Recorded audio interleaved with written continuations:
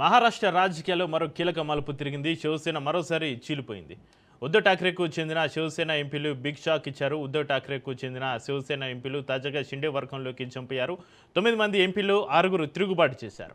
ఉద్ధవ్ వర్గాన్ని వీడి వీరంతా అసలైన శివసేన ఏక్నాథ్ షిండే వర్గంలో చేరేందుకు సిద్ధమయ్యారు. తమను ఒక ప్రత్యేక బృందంగా పరిగణించాలని కోరుతూ 6 ఎంపీలు స్పీకర్ ఓం బిర్లాకు లేఖ రాశారు. లేఖ రాసిన వారిలో ఉద్ధవ్ ఎంపీలు సంజయ్ జాదవ్, సంజయ్ దేశ్ముఖ్, నాగేష్ పాటిల్, అస్తికర్, ఓం రాజే నిబాల్కర్, బౌన్సాహెబ్ వాగ్ చౌరే, సంజయ్ దీనా పాటిల్ ఉన్నారు. ప్రస్తుతం 3 ఎంపీలు మాత్రమే ఉద్ధవ్ వర్గంలో ఉన్నారు.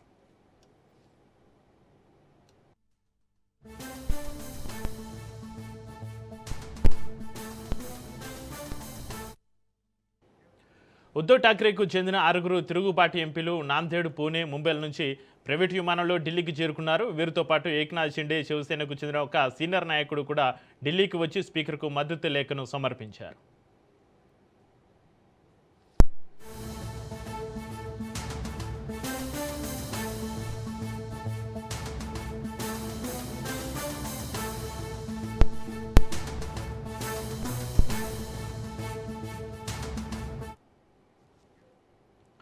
తిరుగుబాటు ఎంపీలపైన రాజ్యసభ ఎంపీ సంజయ్ రౌత్ తీవ్ర ఆగ్రహం వ్యక్తం చేశారు. మా ఎంపీలు ఉద్ధవ్ ఠాక్రే నేతృత్వంలోని శివసేన కాగడ గుర్తుపైన ఎన్నికయ్యారని, వారు ప్రధాని మోడీ పేరు మీద గెలవలేదని, ఎవరైనా తిరుగుబాటు చేస్తే వారిని వదిలిపెట్టేది లేదని సంజయ్ రౌత్ హెచ్చరించారు.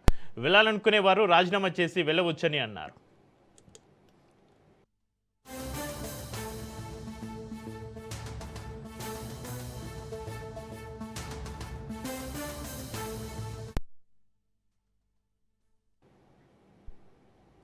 ఇక మహారాష్ట్ర రాజకీయాల్లో మరో కీలక మలుపుకు సంబంధించి మరింత సమాచారాన్ని మా ఇన్పుట్ ఎడిటర్ శ్రీకాంత్ లైవ్లో అందిస్తారు. శ్రీకాంత్, మహారాష్ట్ర రాజకీయాల్లో అసలు ఏం జరుగుతుంది? మహారాష్ట్ర రాజకీయాల్లో మరో కీలక మలుపు, శివసేన మరోసారి చీలిపోయిన శివసేన, ఉద్ధవ్ ఠాక్రేకు చెందిన శివసేన ఎంపీలు బిగ్ షాక్కు సంబంధించి మీ దగ్గర ఉన్న అప్డేట్స్ ఏంటి శ్రీకాంత్?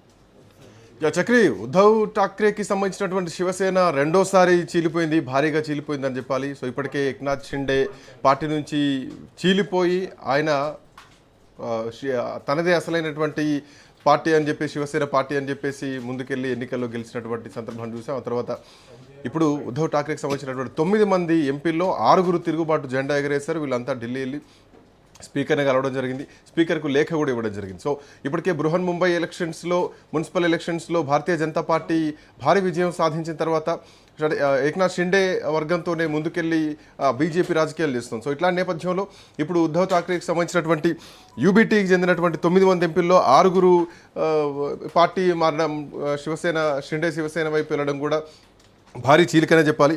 సో దీంట్లో ఈ ఎంపీల్లో నాగేష్ పాటిల్, ఆస్టికర్ ఉన్నారు, సంజయ్ దీనా పాటిల్ కూడా దీంట్లో కీలకమైనటువంటి ఎంపీలు అని చెప్పాలి. సో వీళ్ళు కూడా ఈరోజు స్పీకర్ని కలిసిన వాళ్ళలో ఉన్నారు. సో దీంట్లో భాగంగా ఈరోజు ఢిల్లీలో జరిగినటువంటి నిన్న మొన్న జరిగినటువంటి మీడియా సమావేశంలో కూడా రాజ్యసభ ఎంపీ సంజయ్ రౌత్ కూడా ఈ తిరుగుబాటు చేసినటువంటి ఎంపీలు ఎవరైతే ఉన్నారో సో వాళ్ళపైన కూడా చాలా కీలకంగా దూషిస్తూ మాట్లాడడం జరిగింది. వాళ్ళందరినీ కూడా పార్టీ వదిలి వెళ్ళిన వాళ్ళు, తిరుగుబాటు జెండా ఎగరేసిన వాళ్ళంతా కూడా వెధవలంటూ చెప్తూ మాట్లాడినటువంటి మాటలు కూడా, మరాఠాలు మాట్లాడినటువంటి మాటలు కూడా కొంత సంచలనంగా మారాయని చెప్పాలి. సో ఇప్పటికే అంటే వాస్తవానికి ఇది ఈ 4 ఏళ్లలో రెండోసారి శివసేన పార్టీ చీలిపోవడం. గతంలో 2022లో ఏకంగా ఏక్నాథ్ షిండే నేతృత్వంలో 39 మంది ఎమ్మెల్యేలు తిరుగుబాటు జెండా ఎగరేశారు. శివసేనలో ఒక ప్రత్యేక వర్గాన్ని ఏర్పాటు చేశారు. వీళ్ళంతా కూడా ఏక్నాథ్ షిండేను ముందు పెట్టుకొని వాళ్ళు పార్టీ వెళ్ళడం జరిగింది. అయితే ఇప్పుడు ఈ శివసేనకు సంబంధించినటువంటి 9 మందిలో 6 ఎంపీలు పార్టీ మారడం, షిండే వర్గం వైపు వెళ్ళిపోవడం ఒక ఎత్తు అయితే కనుక ఈ మధ్యకాలంలో మనం చూస్తున్నటువంటి పరిణామాలు చూస్తే కనుక అటు ఆమ్ ఆద్మీ పార్టీ నుంచి ఎంపీలంతా కూడా భారతీయ జనతా పార్టీ వైపు వెళ్ళడం, ఇటు టీఎంసీ నుంచి తృణమూల్ కాంగ్రెస్ పశ్చిమ బెంగాల్లో భారతీయ జనతా పార్టీ గెలిచిన తర్వాత కూడా టీఎంసీ భారీ చీలికలు అయిపోయింది. టీఎంసీ అసలు మాది అసలైనటువంటి టీఎంసీలు అంటూ కూడా ఎమ్మెల్యేలంతా తిరుగుబాటు జెండా ఎగరేశారు. ఎంపీలు కూడా అందరూ బీజేపీ వైపు వెళ్తున్నటువంటి పరిస్థితి. సో ఇప్పటివరకు లెక్క చూస్తే కనుక ఓవరాల్గా అటు టీఎంసీ కానీ, ఇటు ఉద్ధవ్ ఠాక్రేకి సంబంధించినటువంటి శివసేన నుంచి కానీ, అటు ఆమ్ ఆద్మీ పార్టీ నుంచి కానీ మొత్తం 27 మంది ఎంపీలు ప్రస్తుతానికి తిరుగుబాటు జెండా ఎగరేశారు. ప్రతిపక్ష ఎంపీలంతా కూడా తిరుగుబాటు జెండా ఎగరేసి ఆ బీజేపీకి మద్దతు ఇస్తున్నారు. మోర్ ఓవర్ మిడ్ జూలైలో పార్లమెంట్ సమావేశాలు రాబోతున్నాయి. ఈ పార్లమెంట్ సమావేశాల్లో ఖచ్చితంగా ఈసారి ఎనీ కాస్ట్ డిలిమిటేషన్ బిల్లును ముందుకు తీసుకురావాలన్నటువంటి ఉద్దేశంతో భారతీయ జనతా పార్టీ ఏ ఒక్క స్థానాన్ని ఏ ఒక్క అవకాశాన్ని కూడా విడిచిపెట్టట్లేదు. ఈ మధ్యకాలంలో సీఎం రమేష్ కూడా కొన్ని కామెంట్ చేయడం జరిగింది. భారతీయ జనతా పార్టీ తెలుసుకుంటే 2 గంటల్లో ప్రతిపక్ష ఎంపీలు అందరినీ కూడా తీసుకురాచేటువంటి సామర్థ్యం ఉందని చెప్పేసి ఆయన చేసినటువంటి కామెంట్. సో ఇట్లాంటి పరిస్థితుల్లో డిలిమిటేషన్ బిల్లుకు అంటే ఏ ఒక్క అవకాశాన్ని కూడా బీజేపీ వదులుకోవట్లేదు. మన మీనాక్షి నటరాజన్ ఎపిసోడ్లో కూడా మనం చూడొచ్చు, ఒక్కటే రాజ్యసభ స్థానం అయినా కానీ ఆ ఒక్కటి కూడా టెక్నికల్ ఇష్యూస్ తోటి మీనాక్షి నటరాజన్ అభ్యర్థిత్వాన్ని ఈసీ తిరస్కరిస్తే ఇమీడియట్గా భారతీయ జనతా పార్టీ తన అభ్యర్థిని ముందు పెట్టింది, తన అభ్యర్థి రాజ్యసభకు నామినేట్ చేయడం జరిగింది. సో ఇట్లా నేపథ్యంలో బీజేపీ ఎక్కడ కూడా అవకాశాన్ని వదిలిపెట్టట్లేదు. సో ఇప్పుడు షిండే శివసేనకు సంబంధించినటువంటి ఉద్ధవ్ ఠాక్రేకి సంబంధించినటువంటి 9 మంది ఉన్న ఎంపీల్లో అందులో 6 కూడా ఇప్పటికే బీజేపీ వైపు వెళ్తున్నారు. సో ఎన్డీఏ కూటమికి మద్దతు ఇవ్వడానికి సిద్ధంగా ఉన్నారు. అయితే ఇటు శివసేనలో చీలికి వస్తున్నటువంటి ఊహాగానాలతోటి ఇంకొక కీలకమైనటువంటి పరిణామం కూడా జరుగుతోంది. సమాజ్వాదీ పార్టీ, సో ఉత్తరప్రదేశ్లో రానున్న సంవత్సరంలో ఎన్నికలు రాబోతున్నాయి. సో అక్కడ కూడా భారీ రాజకీయ కుదుపులు అయితే కనిపిస్తున్నాయి.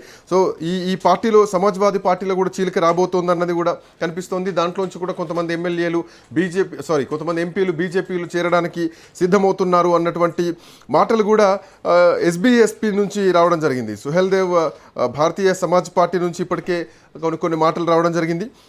అటు యూపీ మంత్రి ఓం ప్రకాష్ రాజ్భర్ కూడా ఇవే మాటలు అంటున్నారు. సో ఇక తృణమూల్ కాంగ్రెస్ ప్రధానంగా ఇప్పటివరకు బీజేపీకి అడ్డుగా ఉన్నాయి పార్లమెంట్లో, అంటే అటు రాజ్యసభలో కానీ ఇటు లోక్సభలో కానీ ఈ బిల్లు పాస్ కాకుండా మొట్టమొదటిసారి బీజేపీ బిల్లు కేంద్రం తీసుకొచ్చినటువంటి బిల్లు ఏదైనా వేగిపోయిందా అంటే అది మహిళా రిజర్వేషన్ బిల్ అని చెప్పాలి. సో దాంట్లో భాగంగా డీలిమిటేషన్ కూడా జరుగుతోంది. డిఎంకే అడ్డు తగిలింది, అటు తృణమూల్ కాంగ్రెస్ పార్టీ అడ్డు తగిలింది, ఇటు సమాజ్వాదీ పార్టీ అడ్డు తగిలింది. సో ఇట్లా ఇప్పుడు శివసేనకు సంబంధించినటువంటి ఎంపీలు కూడా అడ్డుగా ఉన్నారు. సో ఇంతమంది ప్రతిపక్షంగా బలంగా ఉన్నటువంటి రాష్ట్రాల్లో భారీ చీలికలు రావడం, లేకపోతే బీజేపీకి కూడా డీలిమిటేషన్ బిల్లుకు ఈజీ అయ్యేటువంటి మార్గాలు మాత్రం ఖచ్చితంగా కనిపిస్తున్నాయని చెప్పాలి చక్రి. సో ఏదేమైనా కానీ ఈ చీలిక మహారాష్ట్ర రాజకీయాల్లో భారీ పరిణామం అని చెప్పాలి. సో ఉద్ధవ్ ఠాక్రేకి సంబంధించినటువంటి ఇద్దరు అన్నదమ్ములు బృహన్ ముంబై ఎలక్షన్స్లో కలిసి పోటీ చేసినా కానీ గెలవలేనటువంటి పరిస్థితుల్లో బీజేపీ గెలిచింది. సో ఏక్నాథ్ షిండేని ముందు పెట్టుకొని ఇప్పుడు మళ్ళీ ఈ శివసేనను రెండోసారి చీల్చి బీజేపీలో కలుపుకుంటున్నారు. సో ఇది డిలిమిటేషన్కి అడుగులు పడుతున్నాయి, ఇవే రూట్ క్లియర్ చేసుకుంటున్నారని చెప్పడంలో ఎట్లాంటి సందేహం లేదు Chakri. Right, thank you Srikanth.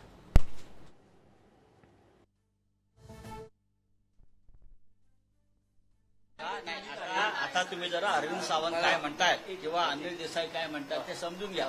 खरं म्हणजे राजाभाऊ वाजेंचं खास कौतुक आणि अभिनंदन केलं पाहिजे. ते पहिल्या दिवसापासून एकच सांगतायत की मी उद्धव बाळासाहेब ठाकरे यांच्या बरोबरच आहे.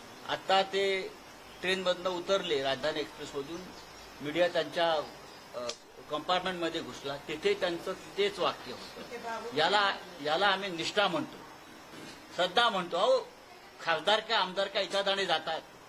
आज आम्ही खासदारात उद्या नसू, पण या पक्षाने आम्हाला आतापर्यंत जे दिलेलं आहे ते आम्हाला विसरता येणार नाही. बाळासाहेब ठाकरेंनी आम्हाला मुलासारखं वाढवलं सगळ्यांना.